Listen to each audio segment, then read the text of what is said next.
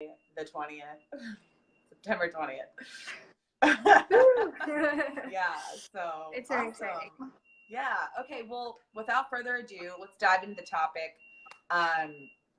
Reb, I would love it if you would start with an experience that I learned from you that really spoke to me and was very powerful. And it was one that you told a while back on a podcast that we did, and you've also just told me in person, but it really changed my view of understanding self-doubt and understanding how to manage something when you're in the moment and when you're in a performance situation. So I would love to hear it again, and I think that will frame the topic really well.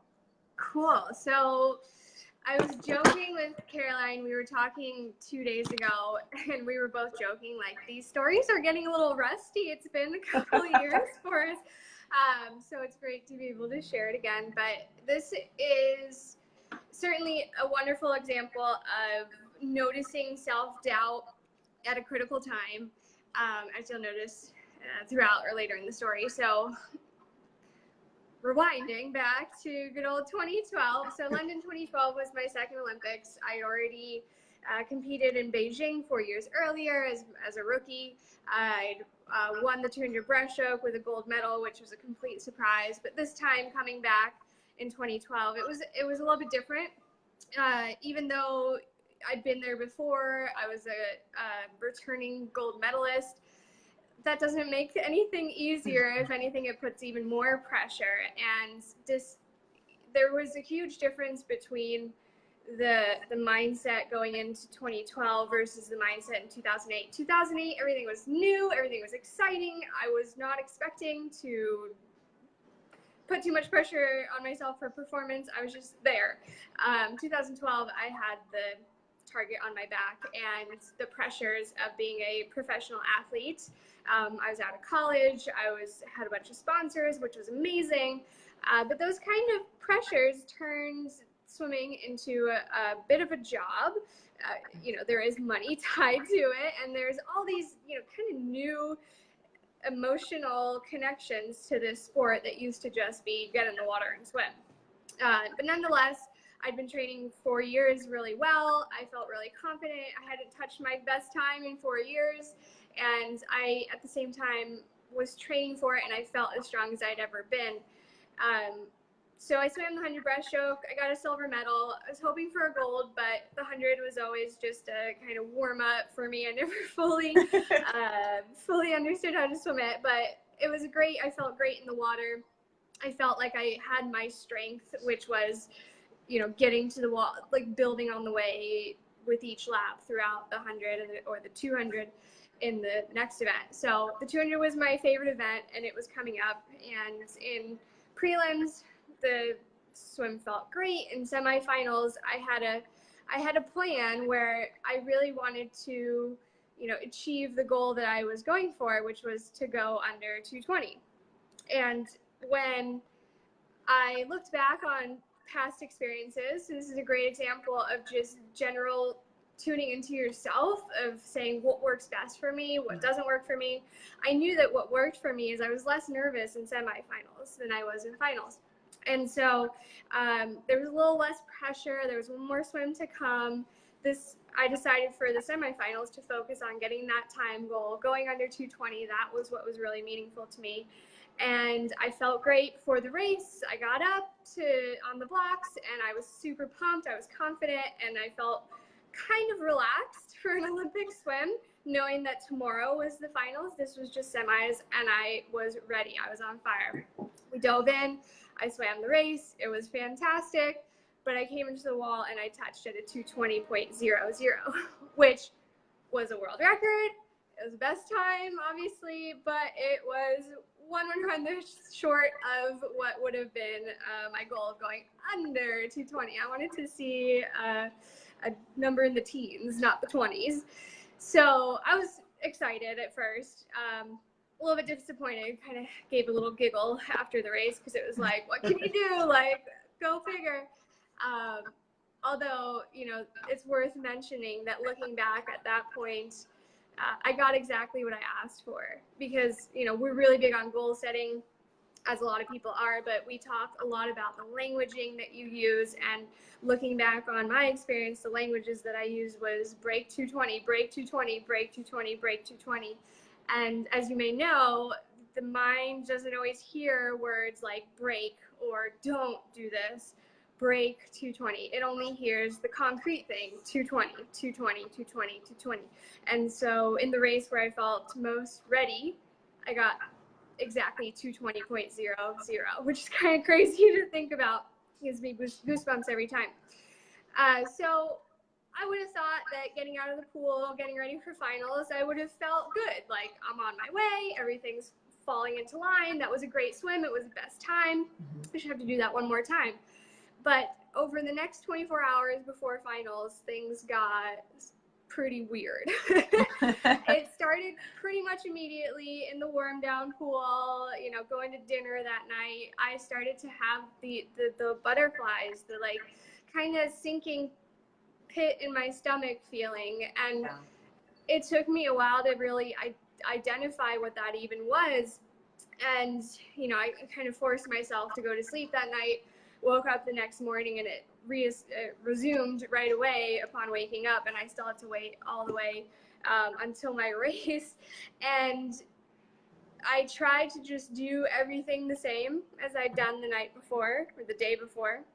But unfortunately, it doesn't always work that way, because it's not just the physical aspects at work, it's the mental aspects. And my mindset had, over the past couple hours, just been essentially deteriorating into self-doubt. And it doesn't always make sense. I would have thought that I just swam best time. I would have thought that my self-doubt would not be an issue, but it found any possible reason to have doubts. I had doubts about, I'm 25 years old now, which is a little bit older than most athletes are at the Olympics. Can I swim a best time? I haven't swam a best time in 4 years. I've certainly never swam 2 best times in a row. I just swam a best time last night. I don't think I can go faster than I went last night. That was such a great swim. And I just started to spiral into all of those self-doubts. Granted, I didn't really notice it. At that point, I was just panicking, and I was trying to stick to my routine, which was helpful, but the self-doubt was there all the time. It was nagging throughout the entire day. So I got to the pool, I did my warm-up, it felt terrible. I tried everything I could. I tried all my little tricks and techniques and drills to speed up my tempo and see if that works, and slow it down, see if that works, like anything. I was just, you know, struggling, grasping for anything that would help me feel better and kind of kick me out of this self-doubt phase and into the confident, let's get ready to race phase. And you know, I just didn't have enough time. I didn't have enough time. I didn't have the tools either, the mental tools to identify what was going on, that this was all just self-doubt. It wasn't reality. It felt like reality, you know? It felt like this is the way it is. Right. I suck today, even though I was great yesterday, but suddenly I magically suck. I don't know how. It just is. It just is. And so, you know, I remember having this feeling of like, oh, I wish I could just go to the ref and say, can we wait like 20 minutes? Because I'm not ready, but obviously I can't do that. And, you know, it just kind of was this whole hazy time when I was just going through the routines, freaking out, trying to talk to my coach, freaking out even more. And, you know, this was very internal freak out, but to the point where in the ready room, so before we walk out to the blocks, we're back in this little ready room. Basically, they just want to make sure everyone's there before they go out. And at that point, I remember feeling, I just want to get this over with. I don't even care anymore. I just want this to be done. This feeling is terrible. You guys can probably all relate to that feeling of just completely, you know, and it starts to leak into your physical body. You get tense, and I got like I was getting exhausted for being tense for so long over the last couple hours. And I was really quick to just kind of give up and say, I just want to do this and be done. I don't even care anymore. And then you go into like the cop out thinking of, well, I still got a best time yesterday, and Yeah. that was still a world record, and that was good enough, you know, at least I still have that. And before you knew it, I was walking out to the blocks. They were announcing everybody's names. I was freaking out. And I got into my normal, you know, pre-race position, which was I had my hands on my hips, my goggles were on, my one foot was up on the blocks, waiting for them to cue us to get all the way up.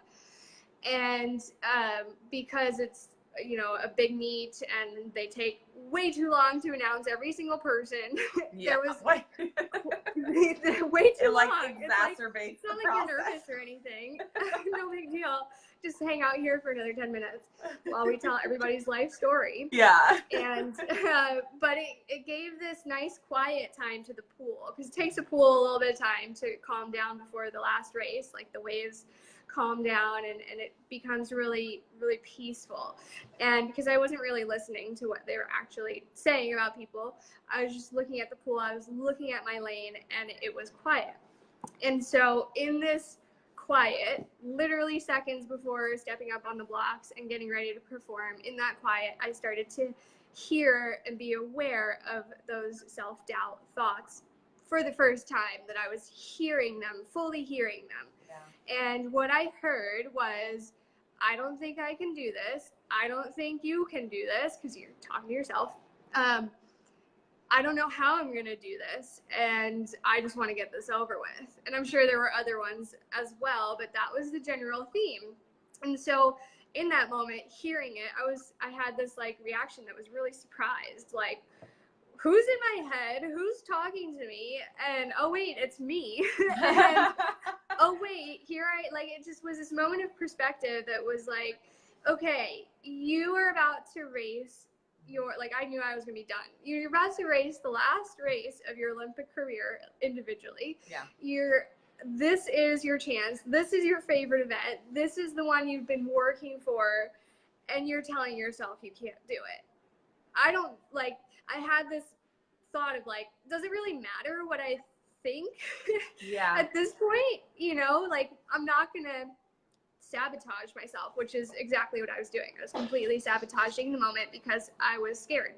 I'm probably scared of, this is the moment, this is what I've been waiting for, what I've been training for 4 years, for 15 years, all those things. And so still within that 2 seconds range of getting ready to jump up on the blocks, I heard those thoughts, was surprised, and reacted with, that is not how this story goes down.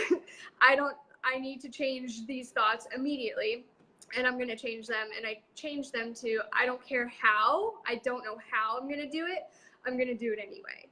And that became essentially my little mantra for the rest of the race, because essentially what I was telling myself was, I am sore, I am tired, I don't feel great, right? But I don't have to solve those problems. Yeah. I don't have to figure out how to do this. I just have to sit back and say, let it happen, because I've trained. Yeah. I'm the only thing holding myself back, so I'm going to remove that limitation. Sure. And it was hard. It was the most painful race. It was not easy. It was, I had many opportunities to slip into negative or self-doubt again throughout the entire race. I just instead kept focusing on, you know, this mantra, I don't care how, I'm going to do it anyway. I don't care how, I'm going to do it anyway. And I literally said that with every single stroke that I took, because I would start to notice, like, oh, the other girls are a lot closer to me than they were yesterday. They must be catching up. We must be swimming a little slower than I swam yesterday. And you can slip into all these crazy, you know, mental ways of trying to deal with the stress, whether it's, you know, the coping that I mentioned earlier of like, oh, it doesn't matter if I don't get a best time, like maybe I can just try to race and just win and get a gold medal. Not just, obviously that's amazing, but I also wanted my time. And so there were so many times when I tried to do that little stupid negotiation thing of like, oh, well, this is good enough, just, you know, justify it. Don't worry, don't push yourself too hard, don't be too scared. And I could, like, I couldn't handle all those at that moment. So it was just, doesn't matter how I'm doing it anyway. It doesn't matter how I'm doing it anyway. Yeah. The whole entire race, every time. And I came to the wall. I knew that I'd won. I thought I swam a lot slower. So I told myself, just put a smile on your face. You know, you got a gold medal. That's great. Yeah. Put a smile on your face and like go do the show and like go do the interviews and whatever. And like, you're done. Just smile. Just pretend you're happy. Just smile. But then I turned around and I saw the time, and it was actually a half a second faster to 19.5, which was awesome. There was something else I was going to mention about this. Oh, the interesting thing about this is that looking at the race, looking at the splits of the race, I was slower at the 150, at the third 50 out of 4. I was slower than I was the day before. Yet in that last 50, when I felt way worse, I was exhausted, I was sore, I was tired. I don't know how I could have swam more than half a second faster in the last 50 than when I felt amazing in semifinals. I still don't know to this day how that was even physically possible, but I didn't have to know. I just had to do it. Yeah. And when you look at it that way, it's pretty interesting. Yeah. This is certainly one of the biggest stories that, reminded me that swimming is so much more, sports is so much more than just the physical stuff, because this was all mental, just like my race in 2008. It was all the mindset pieces. Yeah. And it's, first of all, I was in the stands watching you. I always laugh at that because it was so, hearing your perspective, but then watching someone, how the difference is, because I would have never guessed that was occurring behind the blocks in your brain going through, I would have never guessed that.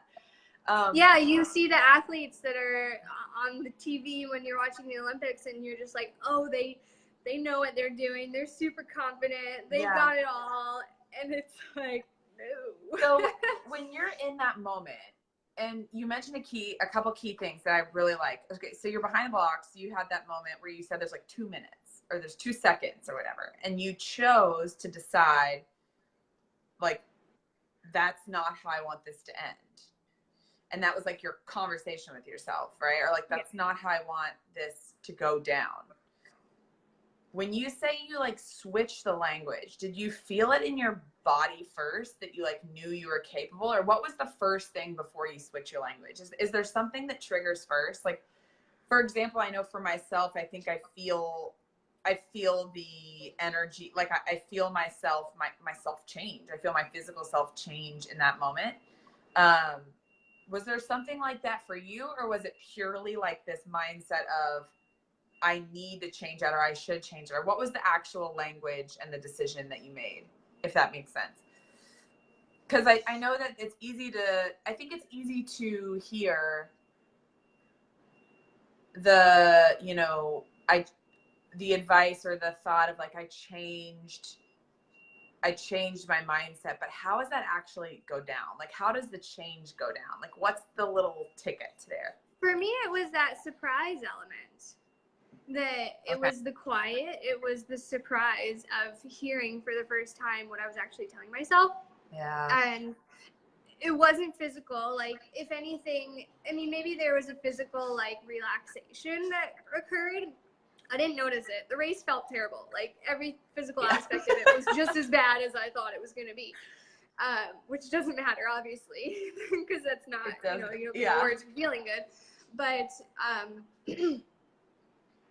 But yeah, it was the surprise element, and it was, it's, I'm trying to think of a good way to explain it, but it's certainly a challenging thing. It's one of the biggest things that I think is, not only with overcoming self-doubt, but in general of a lot of different mental things that we work on, is that awareness aspect. And that's exactly what it was. It was the quiet of the pool, the quiet in my head, essentially, that allowed me to hear my thoughts and be aware.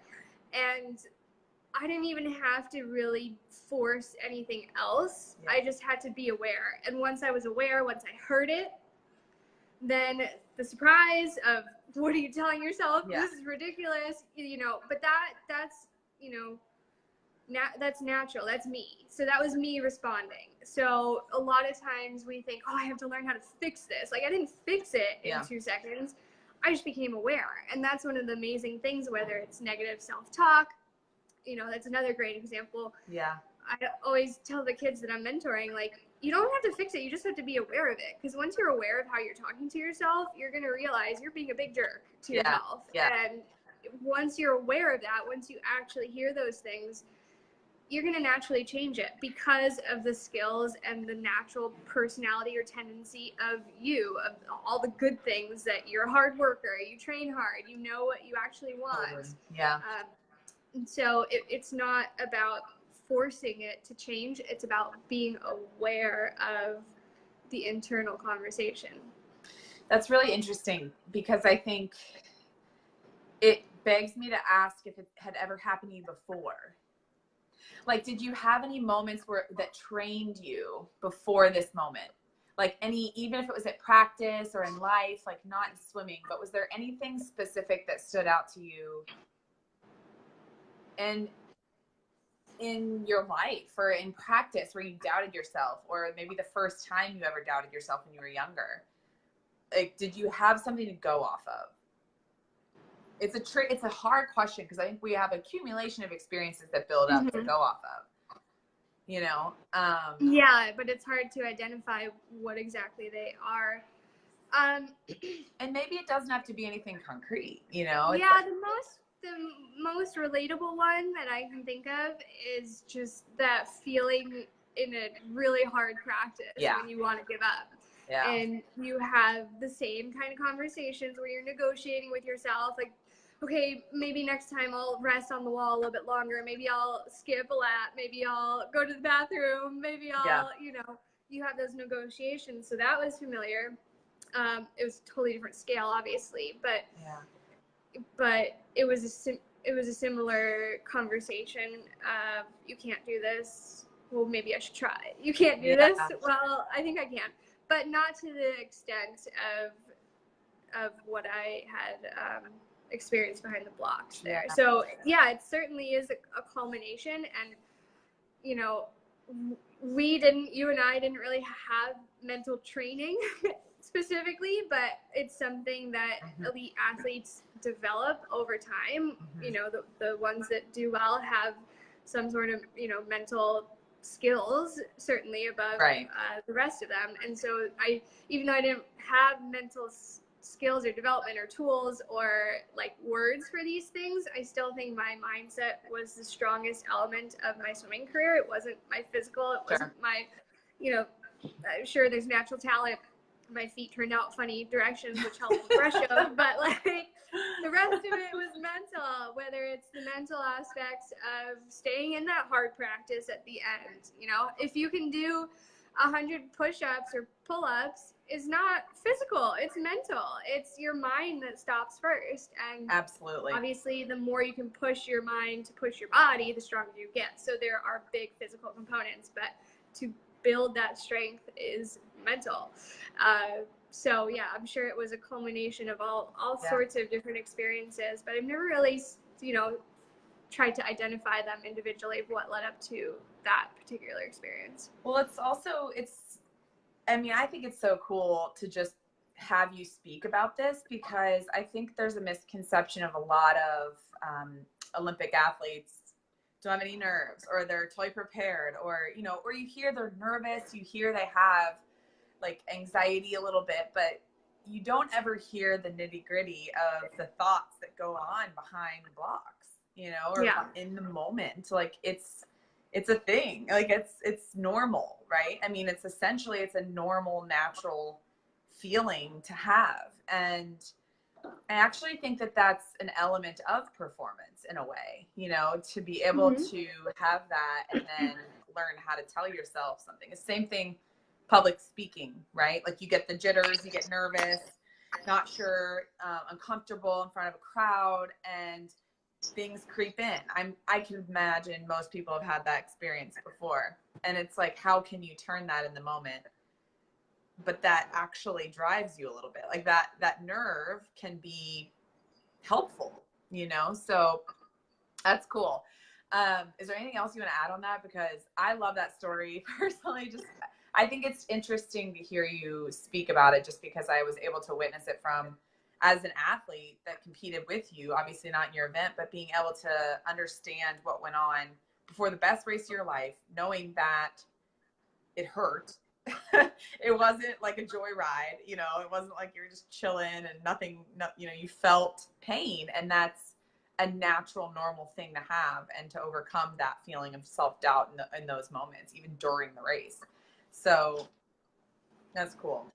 I love that story. Yeah, I mean, the only thing to add is it's cool. I mean, in a sense, we spend a lot of time examining our experiences. Yeah. The more that we learn about things like self-doubt, the more we learn the science behind it and the psychology behind it, the more interesting it becomes. And then we go back and we analyze our experiences, and we're able to, you know, put the things that we've learned into stories and experiences that we've had, which is really cool because it breaks things down. It makes things make sense. And, you know, even just like you said a few moments ago, but also the title of our ebook, it's normal. It's normal to be nervous. It's normal to go through these things, and they are literally just psychological responses to something, to fear, you know, and it doesn't matter what fear is or what it is that you're afraid of. These are normal responses, and it's just psychology. It's just a saber-toothed tiger that you're running from. It's just what fear is like.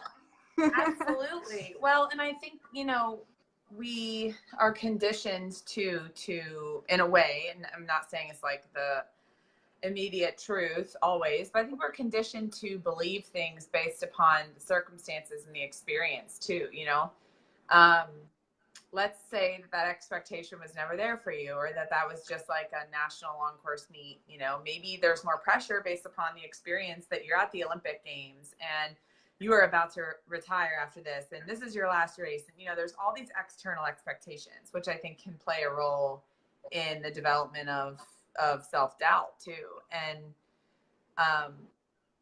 that being said, I can share my experience with that as well, just from an external perspective. Yeah. I think that when I was being recruited to college, it was a similar feeling of self-talk like creeping in, but I created mine based upon the external feedback that I was given.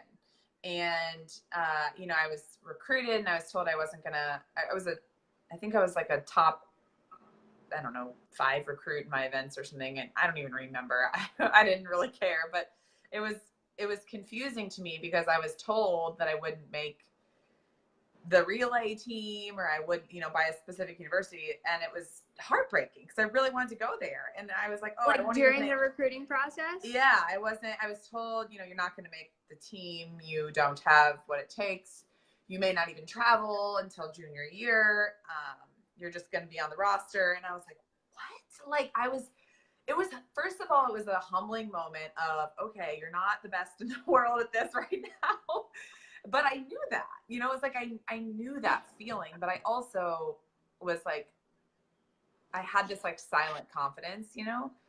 So anyway, fast forward, I remember that news was given to me and I totally retreated to story. Like, I mean, I was just in my head about how nobody believed in me. I was playing victim. Like I was never going to be good. I wasn't, you know, if I'm never going to travel, like, what, am I appreciated? Am I significant? Am I going to be good? Should I just go to a, you know, kind of like what you said, I'm justifying it like, oh, well, I'll get in somewhere. I'll just like go to like a smaller, I'm like dumbing the whole thing down when other universities that were Division I, SEC, top Pac-12 schools, whatever, were recruiting me. I'm like, why am I so negative about this? You know, and this is like 2004. I mean, my God, long time ago now.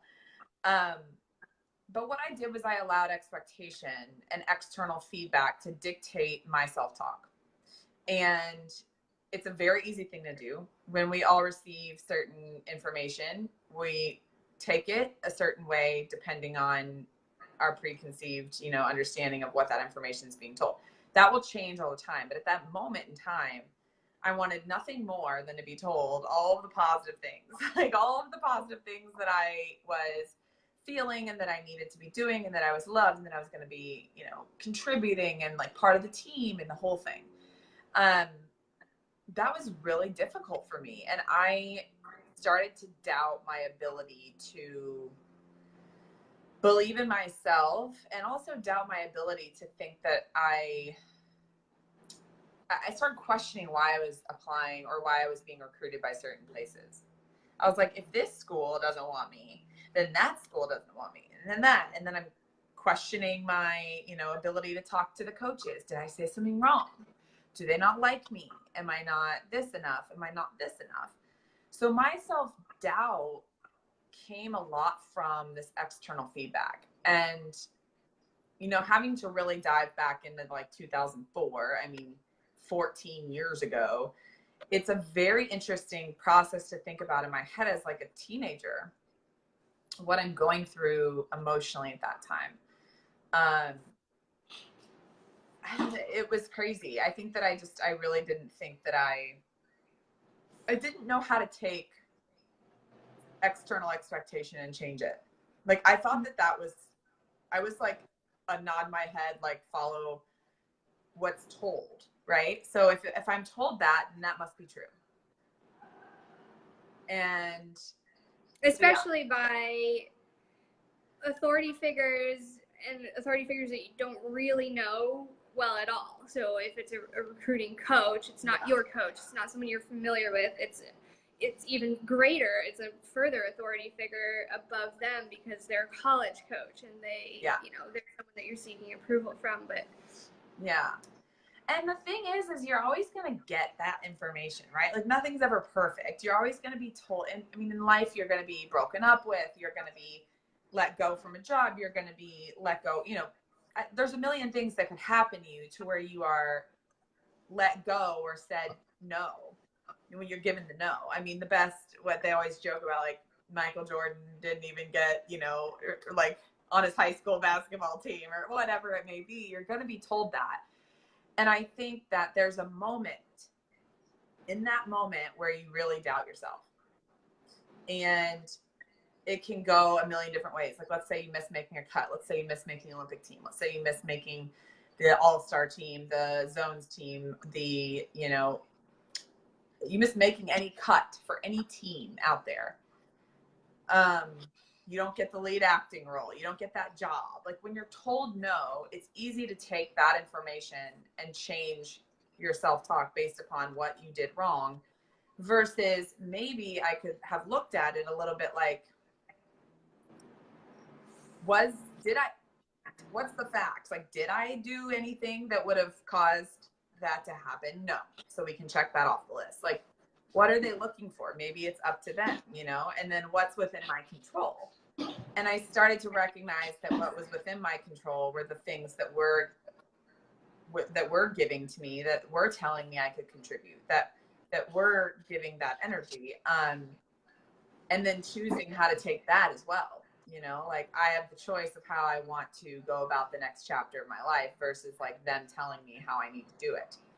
You know, so having that choice and shooting for that goal doesn't end only if you take that negative feedback as like, that's it, I'm done, you know? So yeah, that was really difficult. And at a young age, it's tough too. You know? Yeah. So yeah, because you don't realize these stories. No. And what I had no idea. So you called it I go to story. I start going to story. Retreat to story. So I think that's interesting because that's your way of the same. You know, I don't think I had quite a good metaphor for it, like going to story. For me, it's just, at least right now, I just consider it like negative self-talk. It's just like, you know, the subconscious, or you can call it other things. But I think it's really interesting that you call it going to story. So tell me the power of story for you specifically, because this is like your little nemesis. Like, what does it mean to both go to story, but what is like story, I assume, is also the way out. Interesting you said that. Yes. So exactly. I think my version of story is what you paint or what you create. And for example, this is a totally off topic example. Let's say you watch a movie and read the book. Everyone's going to have a different definition of what the movie and the book are based upon whichever one's first. And then that influences your viewing or reading of what you do second. So let's say I watched a movie first, I paint a picture in my head, and then I read the book and I'm like, this doesn't match it, right? So I create the story, and I think it's not right or wrong, I think is what I learned, is that if you retreat to a story, what is the story and why, instead of that being right or wrong and that's right and wrong and whatever. So if I retreated to story that I wasn't good enough to go to this university and that they didn't like me and that I wasn't going to contribute and all hell's breaking loose and I'm never going to go to college and swim. That's my story that I've created. That's not wrong. That's just something to say, okay, where did I get this? Are those facts? Are those things that I created in my head? And if they are, that's fine. But let's figure out what's actually useful and what's providing me with the positive momentum to move forward. If it's not useful to me in the moment, change the story. And so I've always kind of used story as a way to paint a picture. I'm a visual, like I see things before. I'm like the one that likes to watch the movie before I read the book because I like to paint the picture. And it's a constant check and balances of like, is that painting useful to me? And is that moving me forward? Or am I spiraling into this story that isn't actually factual, that I completely made up in order to bring myself down and sabotage something? So it's a bit of self-sabotage too that I have to watch out for in creating story. But I love yeah, that that's analogy. a great point. Love that analogy. And especially like one that came to mind, a book, a movie for me was Harry Potter Yes. when I was younger, because I Yes. loved reading all the books. And I remember going to see the movie and I had no idea how to even pronounce Hermione, like not a very good name. And I pronounced it Hermione. That works. But I was like, they're saying it wrong, you know, like, yeah. And I totally can obviously really relate to that idea of the story that I had created based on what I was reading. Yeah. Like, I love what you said, that it's not right or wrong. It wasn't wrong. I mean, it kind of was, but you can shift it. Yeah. Right. But it wasn't productive. The pictures and the way that I'm seeing things is not wrong. It just needs to be shifted. But it made me think too, then, like, is anyone ever really wrong? Because your perception is not reality. Even, you know, if we could see 100% of what's in front of our eyes, it would look nothing like what we actually see. Right.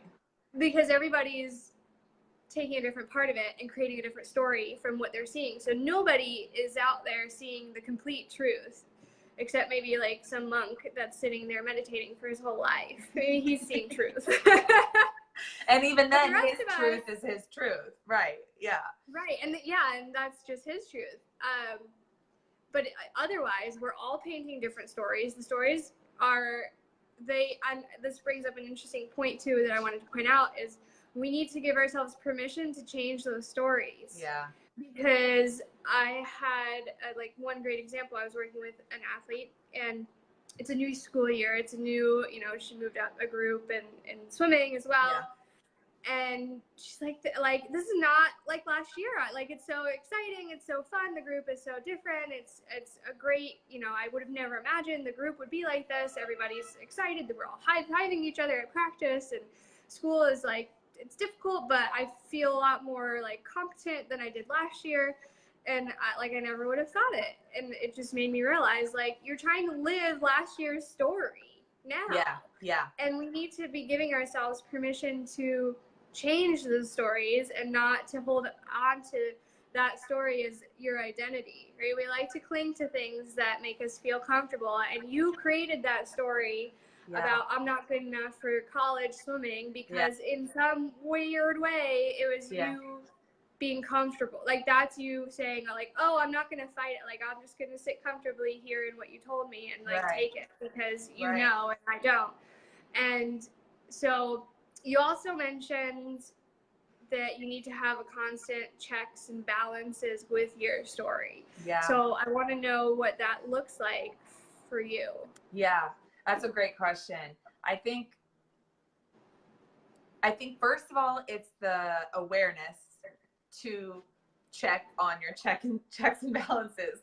I think when I stop challenging myself, and when I become unaware, I spiral or get stuck in one story of how things should be, or what I feel like it is, or that's just the way it is, And I think when I get stuck in that, that's been a reminder, a trigger that's like, okay, that was my old way of thinking. That story served me well because I'm now able to understand things better, but is that story useful for me in the moment?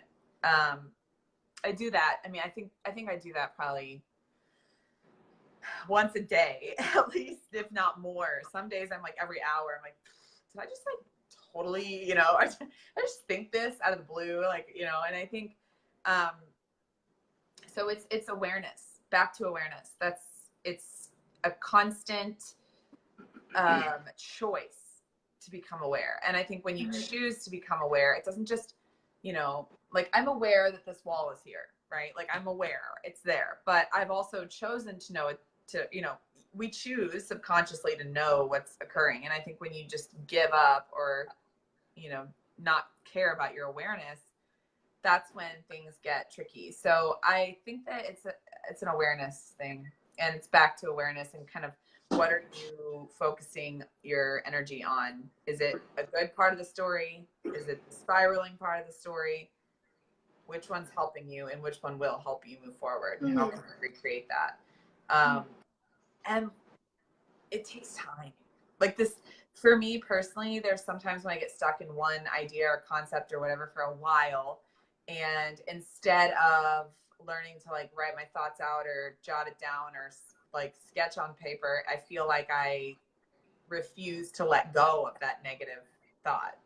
And so it's whatever helps somebody let go of something. Maybe it's talking it out, maybe it's journaling, maybe it's going for a walk, maybe it's getting in the water, maybe it's going out with your friends to the mall. Like, I don't know what it is, but I think that whatever is something that can help you let go, and you choose to do that by engaging in an activity that does put you in a better environment and a better mindset, that's a helpful way for me to change things as well. It takes time though. It's definitely not overnight, or not in, I think in the moment becomes something that you get better at as you practice doing it over time. Yeah. After the fact, like when you can look back at something and recognize that didn't serve you, or that you could have changed your thoughts, you can then train your brain to do that in a quicker, more concise thing, like you did at your race in the moment, so it's practice. It's practicing becoming aware. And yeah, it's not something that's quick turn on and off right when you learn. It's process for sure. That was a good question. It's ever evolving. It is. And awareness is such a big thing, and it seems so small, and that's one of the beautiful things that encompasses what to me first made me love the mindset, like training mindset, and this idea of, well, first I love it because it's like the potential for change is potential. It's essentially just you're like so much more potential all of a sudden just by thinking differently. But then also awareness is a perfect example of, it's actually really easy. It's really small changes. You just have to be doing it all the time. So that's the hard part. So awareness, as you were saying that, I was thinking like it's such a unique exercise, because your goal is to be more aware, and you become more aware by being more aware. And to be more aware, you sit down and be aware. It's really just one of those things that it sounds so easy, but that's the challenge of it, is that it sounds so easy. And when we sit down to, let's say your exercise is sit down in the room that you're in for 5 minutes and just look around the room and just be aware of, I actually did this exercise yesterday. It was interesting. I was by myself. you can do it with a partner, you can record yourself, but you look around the room and you say, I'm aware of this TV in front of me. Yeah. I'm aware of the way the sun hits the TV. I'm aware of the thought that, what was the last show I watched on this TV? So you're aware not just of what you see, you're aware of what you think. I'm aware of this thought, not I think that, but I'm aware of the thought that. Right. And then also how you feel. I'm aware of a pain in my back all of a sudden. I'm aware of the hairs tickling my neck right here. Yeah. Right? Like, so it's all of these things, and you start to see just how much your brain moves around. I sat down in the room and I thought, I'm not going to be able to keep myself entertained for 5 minutes. There's not enough. Like, I know everything here in this room. Yeah. But really, it's not about the room at all. It's awareness of your own experience and this, I guess, the story that you're creating right now. Yeah. So that's a great exercise, and just shows both how easy but also challenging it is to stay with that awareness. And I think it's, you know, little things like that we start to practice more and more allow us to be more aware in the big moment. Totally. There's no like secret sauce for when it's your big moment and you haven't practiced anything. Yeah. You're not going to be able to pull something out and just say, oh, this worked for Rebecca, let me try it. Like, you have to have that foundation. That's a great understanding. Point. That's a great point, because I think we get a lot of questions, and I know you agree, I'm sure, that say something like, how can somebody get rid of those thoughts? Like, you know, or they feel this way, like, how do they just get rid of them?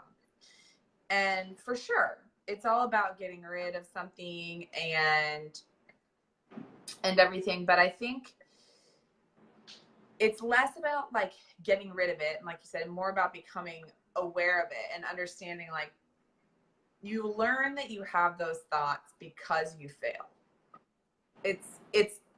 That's the way that I can personally say that I learned, right? Like, if you fail, that's a beautiful thing. You should probably fail at some point in your life at something, right? We all do.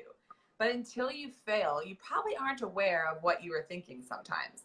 I can't tell you the number of times I failed in a race, and then afterwards it was like, oh, oh, I get it. I was standing there telling myself I was terrible, you know, or like, so, but because of that, you then become aware, right? And then you're able to apply it more and practice it more because you failed and learned. And so I think that's a key thing to, you know, remember, just as people or coaches or people helping athletes. It's like, if they don't fail, you know, then what are they aware of if they fail? Yeah. And if you don't fail, you're not learning. No, totally. You have to fail. Yeah. So that was a good point about that. But yeah, God, I could go on about this stuff forever. I know. I was just thinking, like, I want to now segue into failure and talking about that. But, but we should wrap it up. Indeed. Yes. But this is really fun. It's fun to just be on here with you and kind of spitballing back and forth, both the stories and the story about the stories. Yeah. And this is why we started this. I mean, this is why we care about this, is because you and I used to go back and forth like 7 years ago about things that we doubted about ourselves and about our abilities. And I think that it's cool to be able to see that perspective now. Yeah, and interestingly, worth mentioning, all this noticing of awareness, worth mentioning that what you talked about of us going back and forth years ago of like, here's all these things I'm doubting, that was just as a clarification, because I think it's really interesting. That was after we were both done swimming, and it was into the next phase of our lives. And so when you have a big change, whether it's within your sport or you're leaving your sport, or any change, any big life change, I just moved across the country. That was hard. Yeah. But any big change, you are putting yourself into a whole new arena where you don't have all these experiences that you had. And I had tons of confidence, even though I had a lot of self-doubt before that race. I had tons of confidence in swimming, and I was able to like let go and, you know, let it ride and you know, take over in swimming. But here we were in this whole new arena of life and pretending like we knew what we were trying to do, and a whole bunch of different self-doubts. And so that was a great time. You know, we work with a lot of Olympians with Rise, and a lot of us, most of us are retired, and so we can really connect about that transition, because, you know, we haven't had, these are all new self-doubts. They're totally different. It's a new experience. We're talking about money, we're talking about jobs, we're talking about relationships, all sorts of stuff. And so it's just worth noting that you're constantly going to be challenged no matter where you are. You're never going to totally solve something, but hopefully with the help of this conversation and also with the ebook, It's Normal to Be Nervous, you'll start to see that it is indeed normal. This is a part of life, so you might as well make friends with your nerves. You might as well be more aware and take that approach with a little bit more loose control than just sitting back and being reactive and seeing where life takes you. Yeah. So good point. Yeah. Cool. Yeah, that was fun. Do you want to announce the ebook surprise for the viewers? Totally. So those of you who watch this all the way to the end, we have a special promo code for you. You can just go for our new ebook. The ebook is It's Normal to Be Nervous. It's for $7.99, but you can use our special code for you guys that we made while we were talking. The code is Q&A20, and it's an and sign. I'll put it in the comments. 20. Okay, I put it in the comments in here, so feel free to use it and check out the ebook. $7.99 is not that expensive anyway, but what's another 20%? Might as well. If you liked a lot of this conversation, leave us comments as well once you do watch. And this was super fun. All right. Yeah. Okay. I just put it in there, so we're good. All right. Cool. This is awesome, Reb. Thank you for sharing your experience. And as always, we're here. If you guys have any questions, this will stay live on the Facebook. Well, not live. This will be recorded now and on the Facebook page and in our YouTube library, so people can go back and watch it if you want. Yeah, sweet. Awesome. See you guys next time. All right, bye.